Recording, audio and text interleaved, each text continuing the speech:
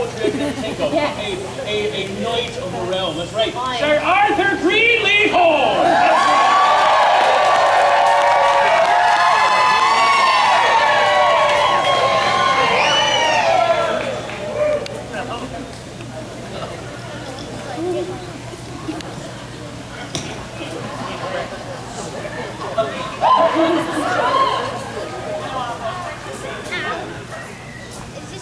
This living hand, now warm and capable of earnest grasping, would if it were cold.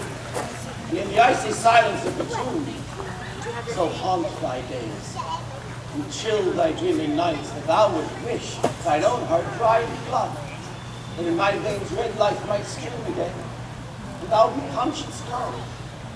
See, here it is. I hold it towards you. I did not write that poem. That poem was written by a man who died at the age of 25 years old, and John Keats knew that he was dying of tuberculosis when he wrote it. At the time, though, he was working on a much longer poem that he never got to finish. But imagine that you're John Keats and you're sitting at your desk, and your mother has died of TB, and your brother has died of TB, and you cough into a handkerchief, and you see blood. That's it. That is your death knell. So he stopped writing the longer poem, and he frantically scribbled in the margins the poem that I just recited. A poem that is only one sentence on the written page. It's one sentence, my friends, because it's a single, desperate, vital thought. But it's a foolish thought. Because John Keats is trying to negotiate his way out of death. He wants you to trade your lives for his. That's why he holds his hand out across time, across the page, across the grave. And to whom? To you.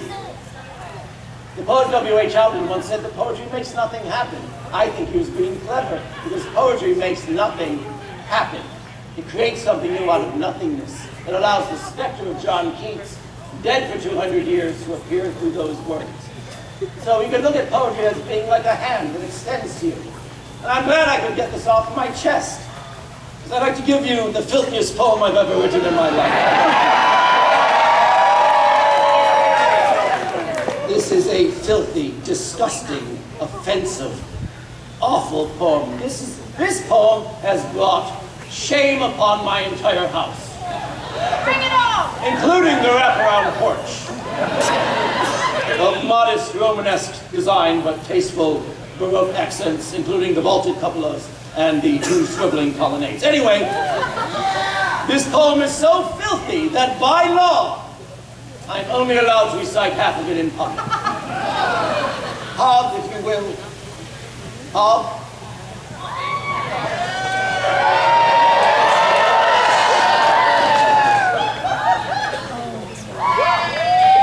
That's all.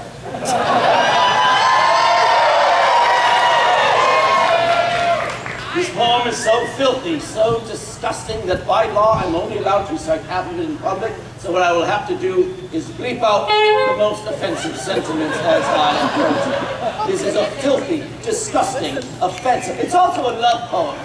It is a love poem that I wrote on the banks of Loch Katrine because I was quite determined to make my trip to Scotland tax deductible.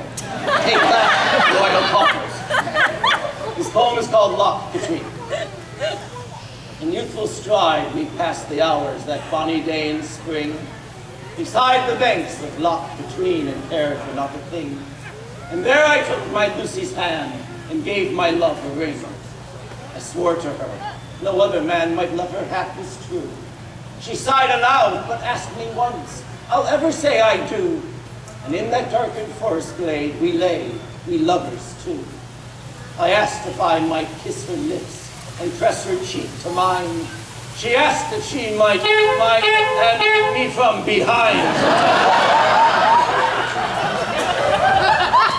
Such forward talk, my Lucy dear, where learned you such designs? That's nothing, she replied, and then she,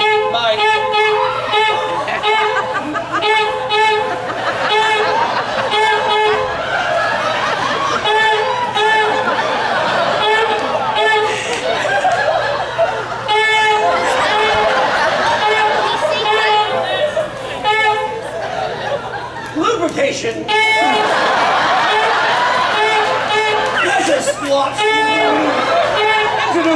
vegetable. Prolapse urethra. Into the transverse colon. No Girl Scout badge for that. I would call it aromatherapy. Right behind a dumpster. I walk with a cane these days. Simple tasks are challenging. Exploratory surgery. But at least I got my ring back.